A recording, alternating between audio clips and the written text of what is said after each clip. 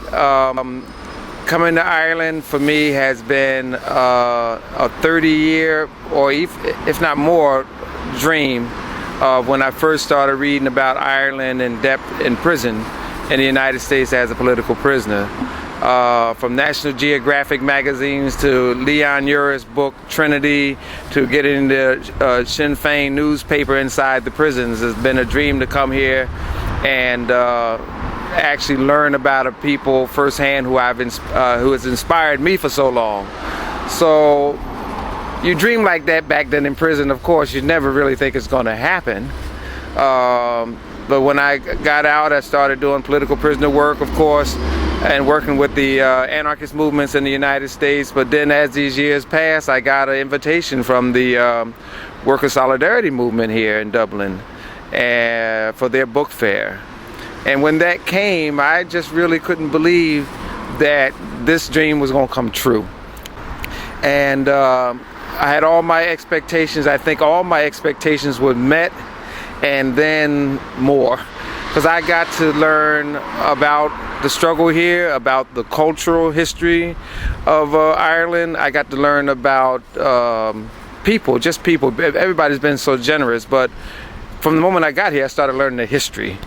You know, from being taken around Dublin itself and showing all the historic spots, at least wherever these feet were walking to.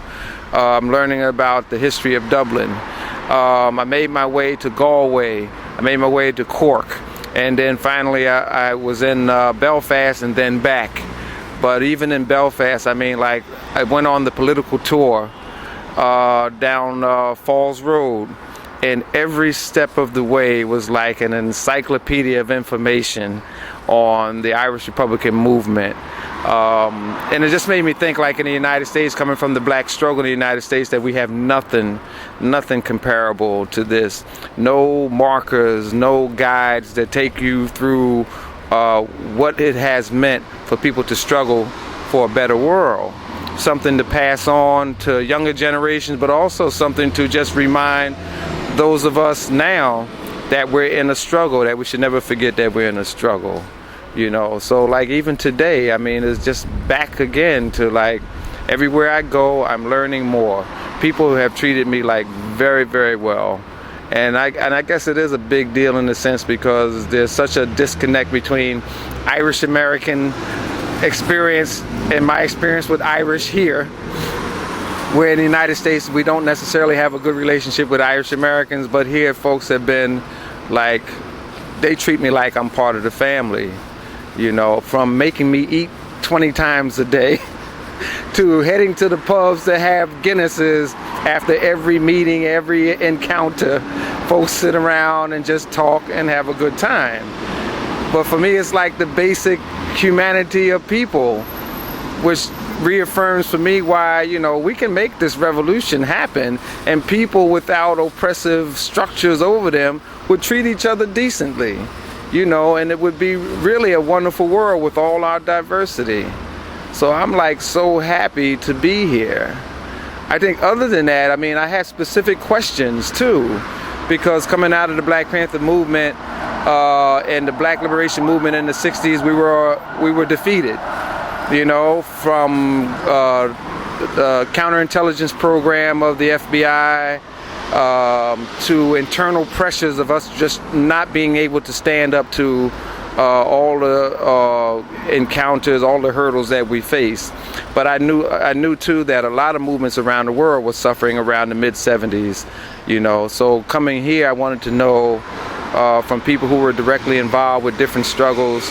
How did you deal with them complications in the 60s, like pressures that may have led to internal dissension or internal struggles that led to splits in organizations?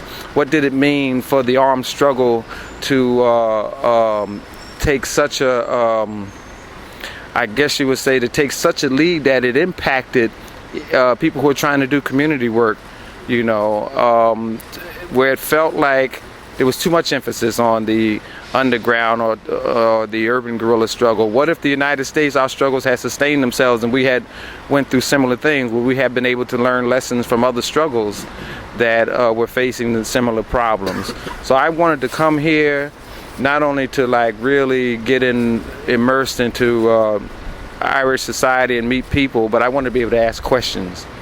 So everywhere I went, people were so open and sharing with me, you know, what their perspective, their experiences have been from the 60s up till now.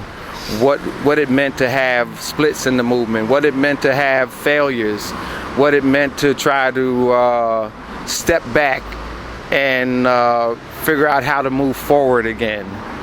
And the fact that it's still happening here tells me that, hey, we all go through similar things, but we cannot give up, you know, no matter how difficult it gets. You know, we can't give up, because people are going to try to figure out how to rebound, how to have a resurgence of movement, so that at some point these systems of oppression stop and people realize that power has always been in their hands.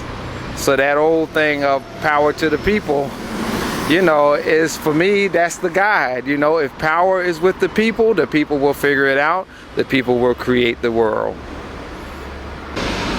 Hold your head up high, Panthers marching by.